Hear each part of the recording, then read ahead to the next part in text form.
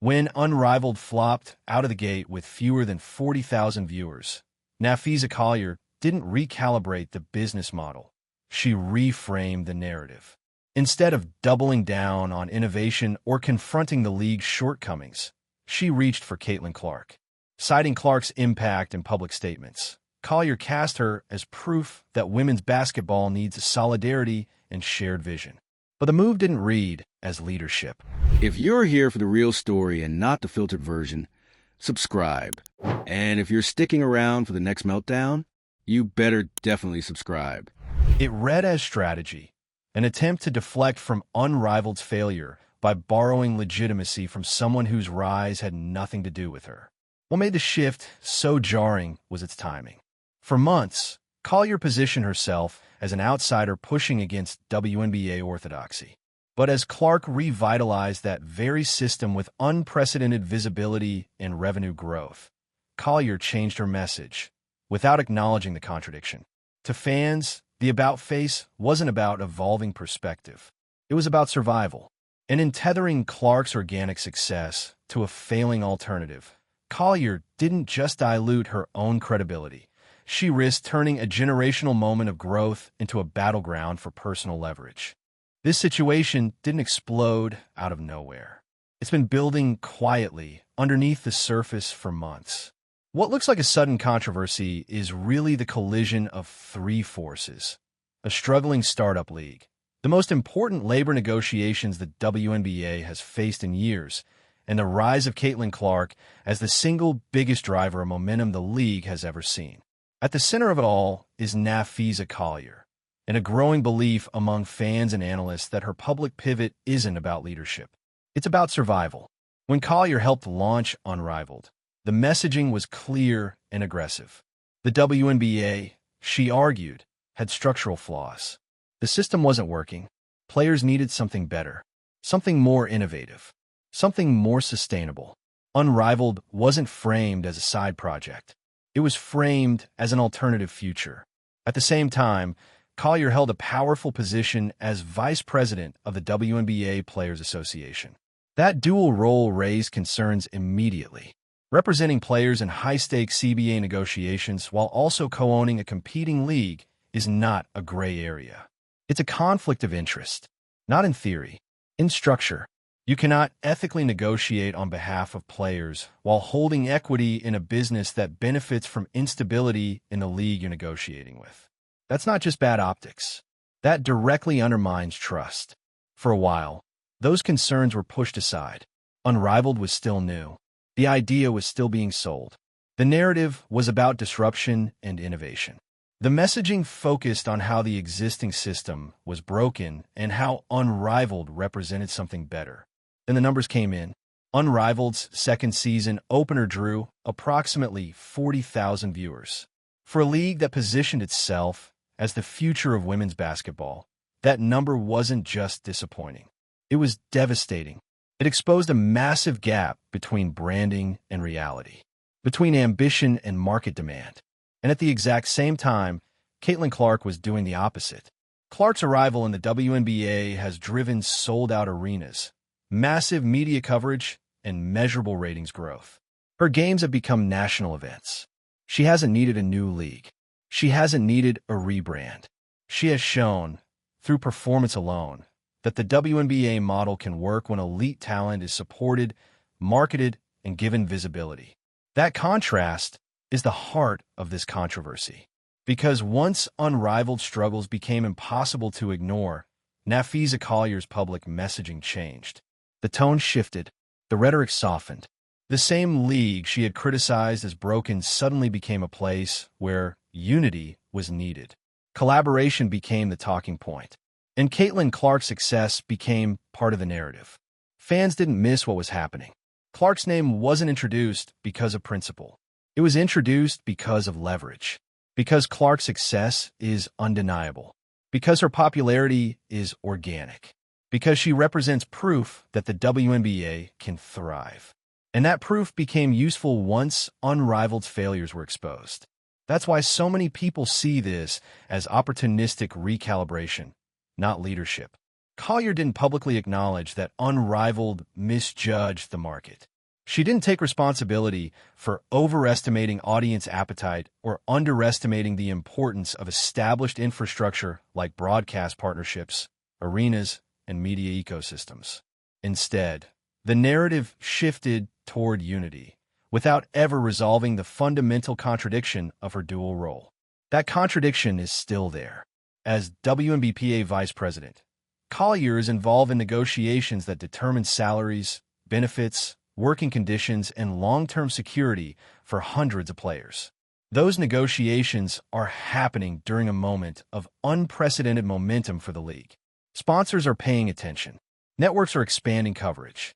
International broadcasters are entering the picture. All of that depends on stability.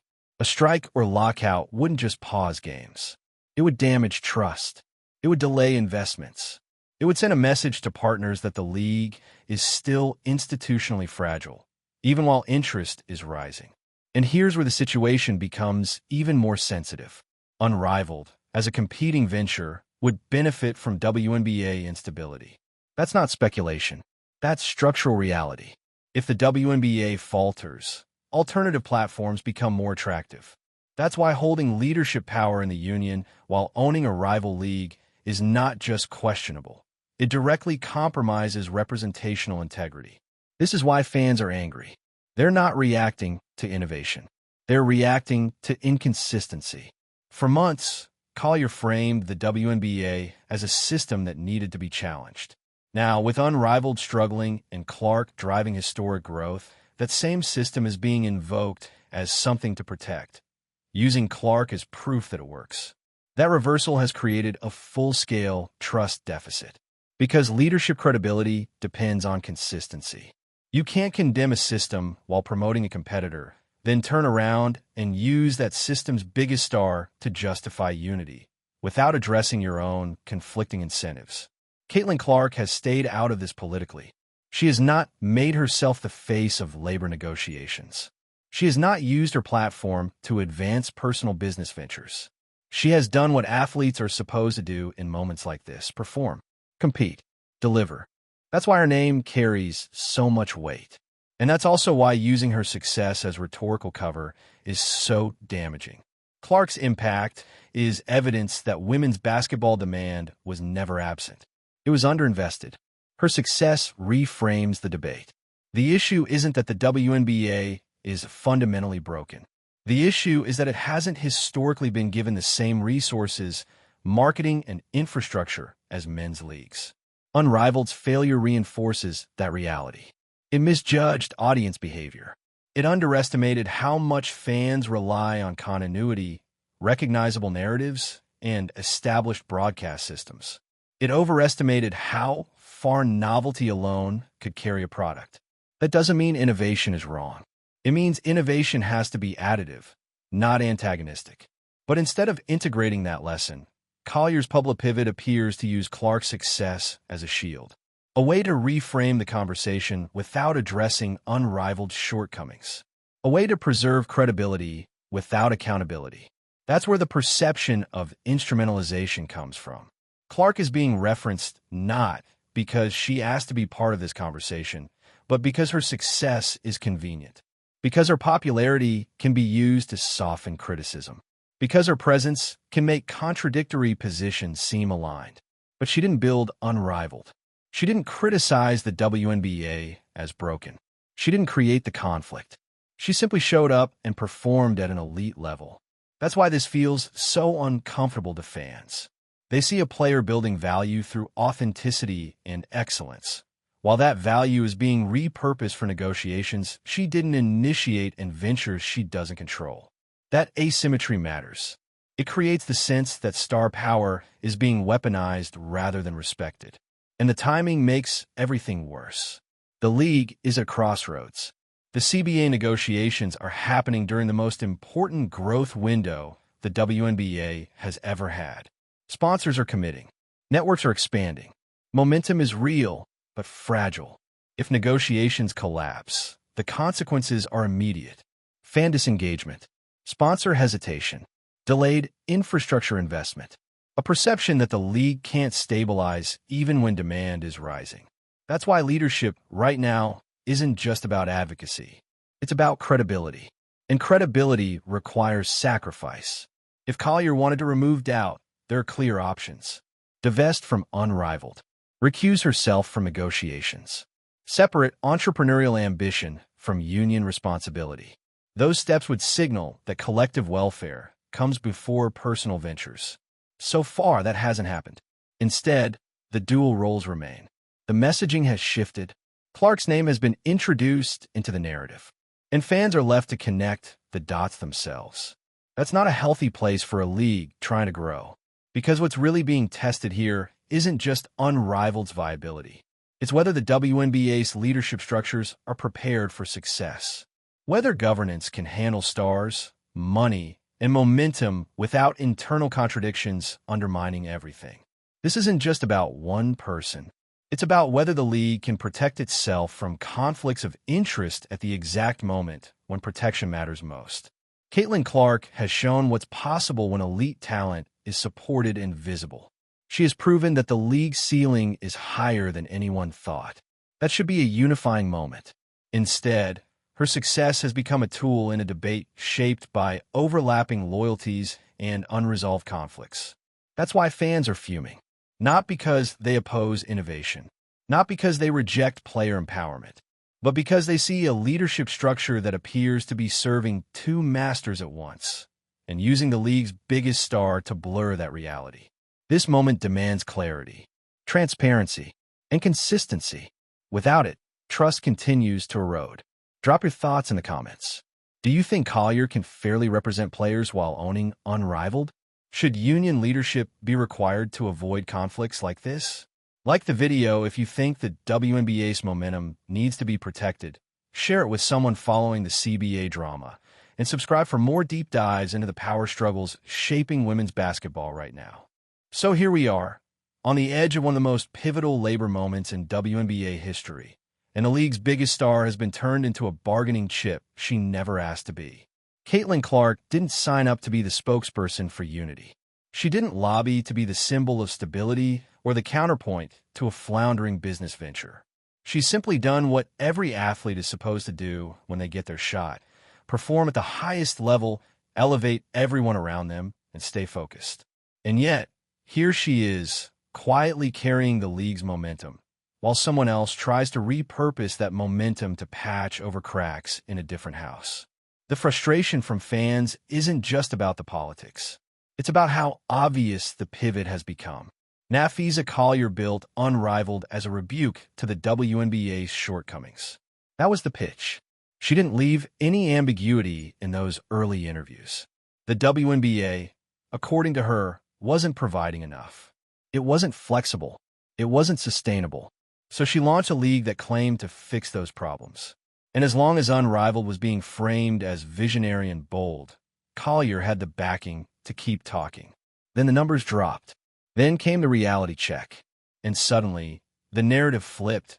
Now it's all about collaboration, partnership, and working with the very league that was supposedly the problem. That kind of rhetorical whiplash doesn't go unnoticed, especially not when it's tied to the name of Caitlin Clark, who has done nothing but validate the WNBA's ability to scale when it's finally resourced correctly. And let's be extremely clear. Clark is the reason for this urgency. Not because she's lobbying behind the scenes or stirring the pot, but because she's generating undeniable proof that the WNBA, for all its historic failures and limitations, works when it's taken seriously. That proof undercuts Unrivaled's entire premise. Unrivaled was never just a business idea. It was a statement that the traditional model doesn't work for women's basketball, that players need to break away to create something viable.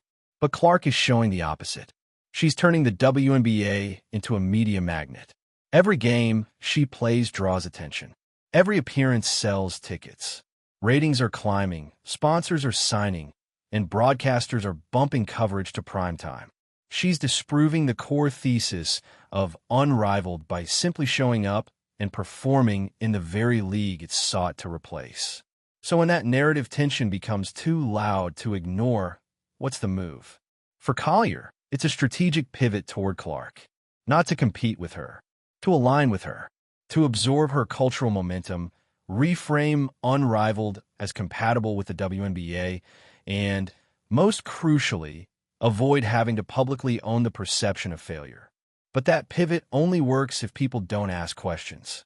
It only works if no one points out that leadership can't be situational. You can't criticize a system until your venture falters. Then use that same system's most successful player to create rhetorical cover. That's not how credibility is built. That's how it erodes. The thing is, the fans have been asking questions. Loud ones. And the consensus is clear. The conflict of interest is real, and it's disqualifying. Because let's walk this through logically. If you're sitting on both sides of the table, negotiating a CBA that governs player pay, rights, and movement in the WNBA while owning equity in a rival product, you have no incentive to fully stabilize the league. In fact, instability benefits you. Every doubt cast on the WNBA is a subtle boost for Unrivaled. That is the exact opposite of fiduciary responsibility. And yet, Collier has refused to step down from the union. She's refused to recuse herself from negotiations. Instead, she's opted to pivot publicly while staying embedded privately. That's the playbook, and fans are seeing it in real time. It's not just disappointing. It's dangerous. Because if the CBA breaks down, the consequences are immediate and brutal. The league's growth halts. Sponsors pull back. Fans disengage. A lockout or strike in the middle of his store visibility would not just delay progress. It would unravel it. The timing couldn't be worse. The spotlight is finally here, and the message being sent from within is fracture. And let's not forget, Clark isn't the only one who suffers from that. Every player, from rookies fighting for roster spots to vets hoping to extend their careers, depends on this agreement to build security, to negotiate fairly, without agendas muddying the water. But how can anyone negotiate fairly when one of the leaders is also running a competitor? How can players trust that their interests are being prioritized when the person representing them stands to gain from disruption? It's not about personal ambition. Everyone should be allowed to innovate, build, and explore business opportunities. The issue is whether those opportunities compromise your ability to lead collectively. And in this case, they do. There's no way around it. The ethical conflict isn't subtle. It's structural. And the solution isn't complicated either. Step down from one of the roles. Choose the path that aligns with your priorities. If Unrivaled matters more, go build it without trying to leverage the WNBA's infrastructure at the same time. If the union role matters more, divest from Unrivaled and commit fully to WNBA players without any competing interests in play. What you can't do is stay in both seats and expect trust. Because while Collier pivots, Clark stays silent, focused, grounded. Her leadership is in what she does on the court, not how she spins narratives. And that contrast is everything. Clark isn't trying to be the face of negotiations. She's just proving, game after game, that the WNBA works when elite players are treated like elite players. That's her entire message, and it's coming through loud and clear. And yet, her name is now being used to repair a separate, faltering business venture. That's not fair to her. It's not fair to the players she's never spoken for. And it's not fair to fans who are being sold a version of unity that only emerged after Unrivaled's numbers fell flat. The message behind that pivot is clear. Unity is great when it's convenient. And that's not leadership. That's branding. This is the part where clarity matters more than spin. Because when everything's on the line, when the league's growth, its financial future, its visibility, and its labor stability are all hanging in the balance, fans and players don't want recycled talking points. They want accountability. And right now, they're not getting it. Napheesa Collier's refusal to step back, to divest, or to even acknowledge the full scope of her conflicting roles isn't just a personal failure. It's a systemic warning sign. It reveals what happens when institutions get caught off guard by success. When a league suddenly hits warp speed thanks to a breakout star like Caitlin Clark, but its leadership structures are still playing catch-up, the cracks start to show. And in this case, the crack isn't a secret. It's right there, front and center. Collier, a co-owner of a rival league, sitting in a union seat meant to represent all WNBA players fairly during the most high-stakes negotiation of the league's modern era. While publicly pivoting her messaging from the WNBA is broken to we need to protect this momentum, she's trying to hold together two roles that were never compatible to begin with. The result? Confusion, division, distrust. And the fans? They're not confused at all. They see exactly what's happening. They see a business venture that failed to deliver on its promise. A league that overestimated the appeal of a novel model while underestimating the infrastructure, audience loyalty, and star power the WNBA already had, especially once Caitlin Clark arrived and upended the landscape. Unrivaled tried to leap ahead of the system without ever proving it could coexist with it. That strategy might have worked, until Clark walked into the WNBA and flipped the script. Her presence alone has done more for the league's mainstream recognition than any campaign or committee. Every single one of her appearances drives coverage. Every stat she puts up fuels debate. Every game sells out. She's not being manufactured. She's not being marketed as a savior. She's just performing. And that performance has rendered every claim about the WNBA's model being unviable completely hollow.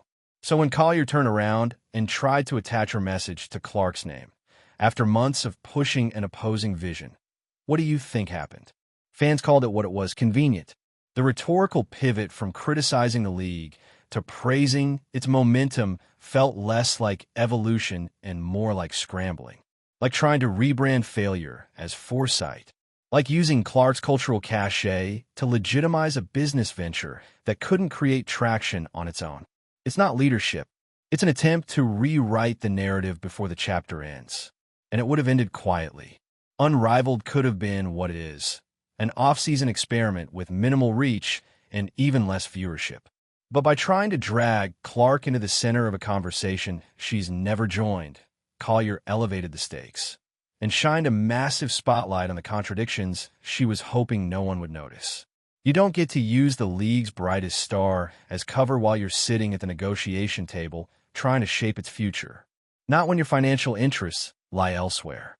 Not when your public stance keeps flipping. And definitely not when that star has made it clear, through actions not statements, that she's not here for political posturing. Clark has stayed out of the labor fight, not because she's disengaged, but because she understands that performance speaks louder than sound bites. She's never once invoked her own platform to sway negotiations or shift narratives. And that's exactly why people trust her. She doesn't manipulate the moment. She just shows up and delivers. Contrast that with what Collier's doing. The invocation of Clark's name wasn't strategic alignment. It was rhetorical insurance. It was an attempt to recenter Unrivaled inside a conversation it no longer belonged in. Because once the numbers proved there was no audience for it, once that 40,000 viewer stat hit, there was no more bluffing. The data exposed the disconnect. And suddenly, the path to relevance had to go through Clark. But Clark didn't sign off on that. She didn't give her consent to be the lifeboat. And now, without saying a word, she's being used to stabilize a venture built on the claim that her current league wasn't worth saving. That's not leadership. That's opportunism. And if the WNBA doesn't start drawing a hard line between advocacy and ambition, it risks sending a message that conflicted interests are the new norm. That player leaders can build competing ventures, hold union power, and shift positions depending on which side of the equation looks more profitable this week. That's not how collective bargaining works. A union is supposed to advocate for the group, not brand around a few, not shield personal ventures, not flip messaging depending on what's failing. And it sure as hell shouldn't exploit the performance of a rookie who's spent her entire professional career avoiding these traps. This is the leadership moment. This is the line in the sand moment. And Collier, for all her talent on the court, is sending the wrong signal off of it. Because when trust erodes from within, it doesn't just damage the next negotiation. It weakens the league's ability to grow, to attract stars, to build institutional credibility. If Unrivaled was never meant to compete, say it. If Collier believes in the WNBA's current direction, act like it. But you can't keep playing both sides and expect no one to notice. The fans noticed. The players noticed. And Caitlin Clark? She doesn't have to say a word. Her performance already said it for her. Let us know where you stand. Should Collier be forced to step back from union leadership until she resolves her conflict of interest? Has Unrivaled done more harm than good to the player movement? Drop your thoughts in the comments. Like if you're tracking the contradictions, share this with someone who's been following the labor tension, and subscribe for more coverage on the messy intersection of performance, politics, and public trust in the world of professional sports.